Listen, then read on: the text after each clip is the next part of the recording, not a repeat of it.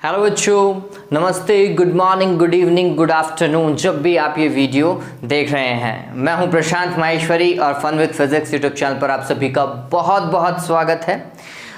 बच्चों, इससे पहले इस पर्टिकुलर चैनल पर 12th के वीडियोस ही अपलोड किए गए हैं। अगर आप देखेंगे चैनल में वीडियोस में जा करके तो आपको पता चलेगा कि सिर्फ और सिर्फ 12th का ही पार्ट कवर किया गया है।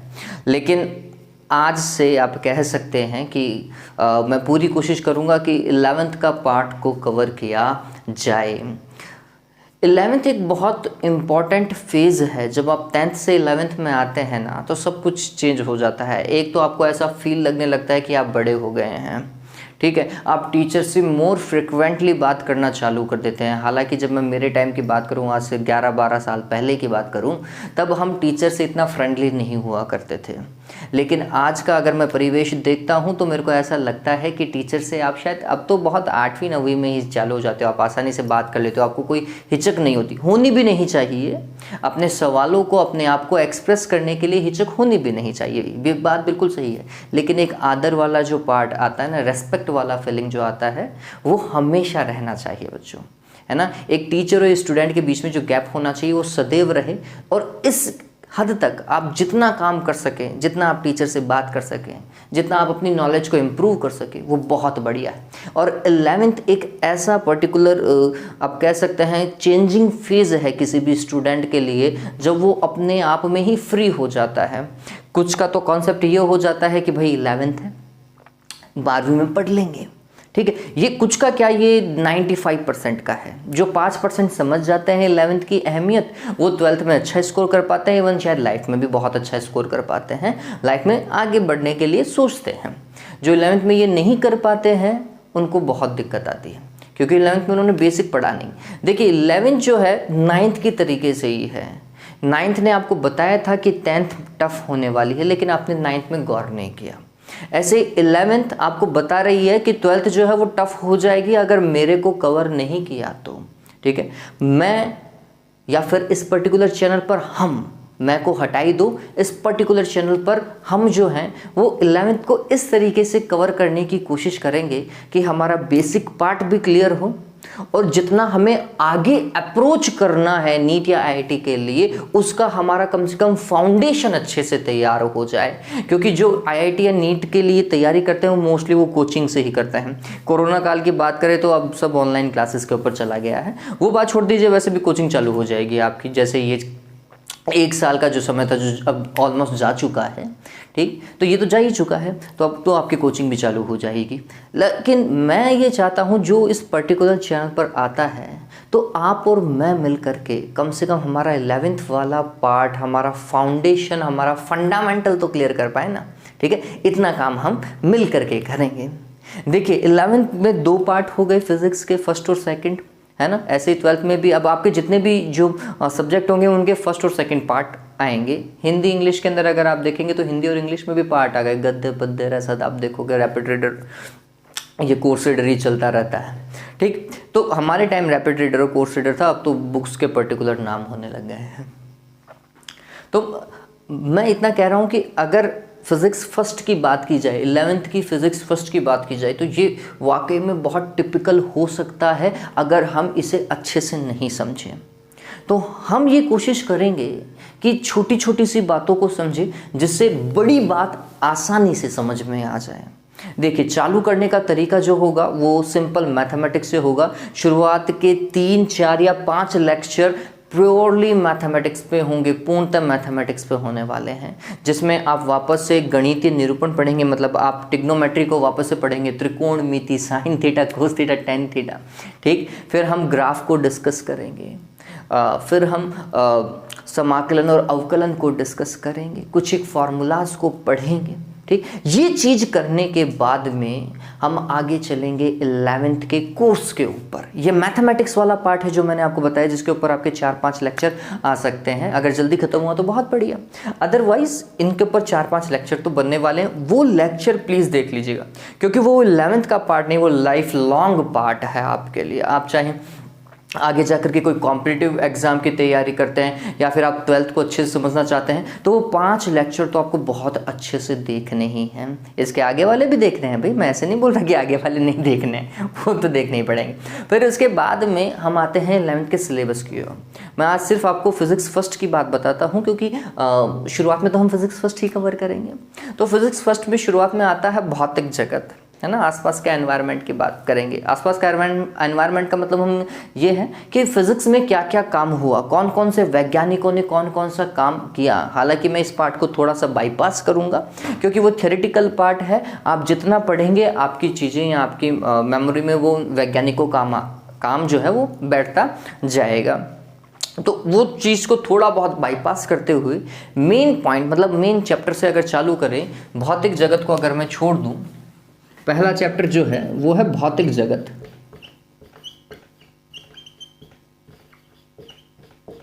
और अगर इसको छोड़ दिया जाए तो मेन चैप्टर यही है हमारा, मात्रक एवं मापन या मापन एवं मात्रक, यूनिट्स एंड मेजरमेंट। इंग्लिश में से क्या बोलेंगे, यूनिट्स एंड मेजरमेंट। एक बहुत अच्छा चैप्टर, छोटी छोटी सी बातें इस पर बहुत ज़्यादा हैं। इसके न्यूमेरिकल्स आपको बहुत इंटरेस्टिंग लगने वाले हैं, क्योंकि जब आप काम करने लगोगे तो आपको मैथमेटिक्स जो है इसकी बहुत अच्छी लगने वाली है। तो इस चैप्टर के अंदर आप पढ़ेंगे मात्रक पद्धतियों के बारे में, MKS, CGS, है ना, इनके बारे में आप पढ़ेंगे। 3 तरीके की मात्रक पद्धतियाँ सामान्यतः यूज़ की जाती है। आज हम SI पद्धति यूज़ करते हैं। आपने 10वीं में पढ़ा होगा ना, धारा को किस में नापा जाता है, एम्पियर में। एम्पियर क्या था, SI मात्रक, सिस्टम इंटरनेशनल पद्धति है वो, ठीक है। तो ये आप पढ़ेंगे। जैसे आपने बल पढ़ा है 9th में, बल को किस में नापते हैं बच्चों, न्यूटन में नापते हैं। न्यूटन आपने अभी तक MKS मतलब SI पद्धति ही पढ़ रखी है, तो वो चीज़ हम इसके अंदर पढ़ेंगे और थोड़ा बहुत आगे उसे एलिब्रेट करते चलेंगे। आप ये भी गौर करेंगे कि जो आपने 9th में पढ़ा है वो आप 11th में और अच्छे से पढ़ने वाले हैं, ठीक है।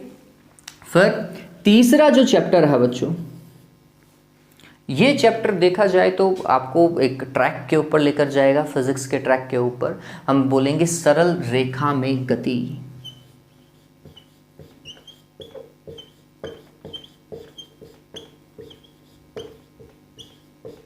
ये चीज आपने पहले भी पढ़ रखी है। सरल रेखा में गति मतलब motion in a line, 9th पढ़ रखी है आपने, है ना। वेग, त्वरण, ये सारी चीज़ें आपने पढ़ रखी हैं। चाल पढ़ी है, नहीं पढ़ी है, ठीक है। तो speed, velocity, acceleration, D acceleration, ये सारी की सारी चीज़ें आपने पहले पढ़ रखी हैं। हम सिर्फ और सिर्फ उन्हें एक बार के लिए रिवाइज करेंगे, और इस तरीके से रिवाइज करेंगे कि आपको पता चले कि वो वास्तविकता में एक बहुत बड़ा भाग है, ठीक है। फिर जैसे ही सरल रेखा में गति को पढ़ लेंगे, उसके बाद में हम आएंगे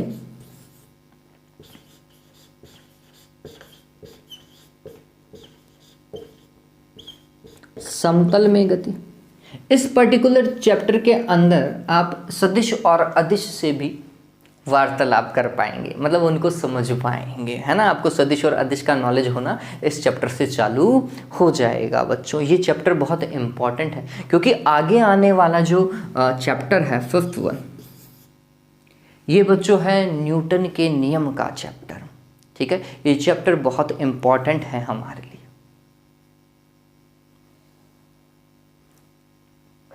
ठीक। ये चैप्टर बहुत इंपॉर्टेंट है हमारे लिए।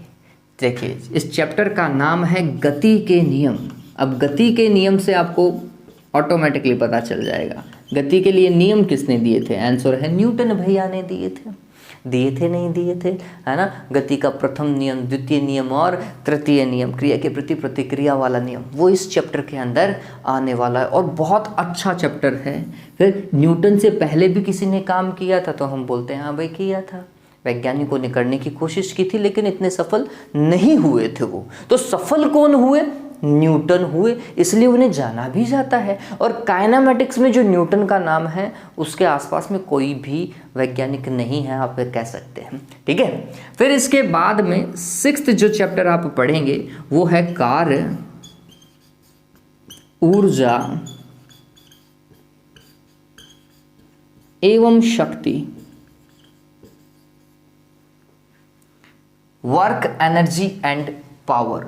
चलो आई क्या वापस से 9th, ये भी 9th की पार्ट है। अगर आप गौर करोगे तो ये सारी चीज़ें जो हैं आप जो पढ़ेंगे ये सारा का सारा 9th में था, पहले से ही ये चीज़ क्या थी 9th के अंदर थी बच्चों। अब इसके अंदर आप कार्य की परिभाषा पढ़ेंगे, W = F/dx आप पढ़ते हो नहीं पढ़ते हो, आपने पढ़ा है, बल गुणा विस्थापन कार्य होता है। अब हम इसे और अच्छे से समझेंगे बस, ठीक है। ऊर्जा भी आपने पढ़ रखी है, बहुत तरीके की ऊर्जाएं आपने पढ़ रखी है, गतिज ऊर्जा, स्थितिज ऊर्जा, है ना, नाभिकीय ऊर्जा, ढीगणा ऊर्जा, फलहान ऊर्जा पढ़ रखी है नहीं पढ़ रखी है ना, आपने बहुत सारे, है ना, क्या कहते हैं, ये जब ऊर्जा का भाग आता है तो आपको बहुत सारी ऊर्जा दिमाग में आती है, सोलर एनर्जी, विंड एनर्जी आती नहीं दिमाग में आती है। अगर ये नहीं दिमाग में आती तो फिर हम क्या बोल देते हैं नॉर्मल सा, जब गतिज ऊर्जा की बात आती है या स्थितिज ऊर्जा की बात आती है, पोटेंशियल एनर्जी, ठीक है, ये चीज़ें आपके दिमाग में आना चालू हो जाएंगी। पोटेंशियल एनर्जी का मतलब क्या हुआ, कोई चीज़ रुकी हुई है स्थिर है अपनी जगह पर, तो उसके पास में कितनी एनर्जी है, वो उसकी क्या होगी,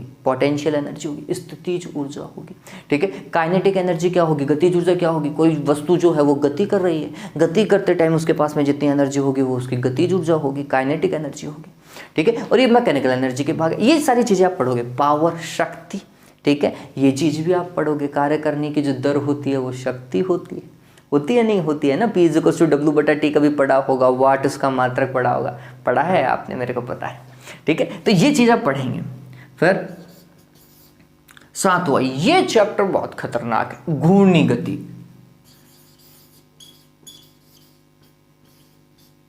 रोटेशनल मोशन, घूर्णी गति या घूर्णन गति, ये भैया ये चैप्टर जब आप पढ़ेंगे तो एक बार के लिए दिमाग के जितने भी पर्दे वर्दे जितने भी थे ना वो सब खुल जाने हैं, आपके कानों के पर्दे खुल जाएंगे, दिमाग में जितने जितने पॉइंट थे वो सब खुल जाएंगे, है ना। आपके जो नेत्र चक्षु हैं वो ऐसे गौर करके देखेंगे बोर्ड की तरफ, हो क्या रहा है भैया, लेकिन हम इनमें वो चीज़ें पढ़ेंगे जो हमारे काम आए, ठीक है। बहुत बार हम ऐसा डेटा पढ़ लेते हैं जो कभी हमारे काम नहीं आता है, ठीक, तो हम वो डेटा पढ़ेंगे जो हमारे हमेशा काम आता रहेगा, ठीक है। फिर घूर्णी गति के बाद में वो चैप्टर जो मेरे को सबसे अच्छा लगता है, गुरुत्वाकर्षण।